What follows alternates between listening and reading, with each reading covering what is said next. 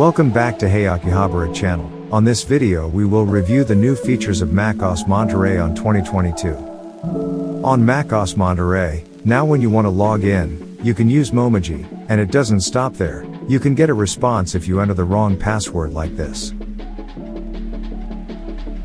The response given will be different when you enter the wrong password, or enter the correct password, and be very interesting. In the latest macOS Monterey update, there are now many new wallpapers and screensavers available, which are very interesting and will also make your Mac look better and more elegant. There are many color choices so you can choose according to your needs.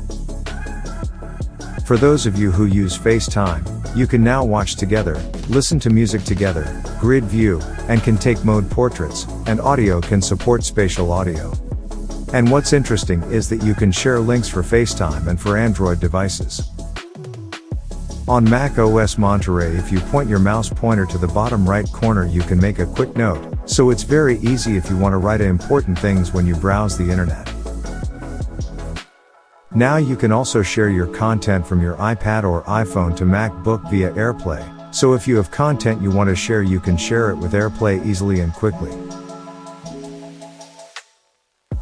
Next, macOS Monterey also provides the latest updates for Safari. You can choose the appearance on Safari to be compact or separate, and there is also a tab group feature on Safari which makes it easy to manage tabs on Safari. macOS Monterey also provides a new feature, namely low power mode, so if this feature is activated, this feature will reduce battery consumption to be more efficient.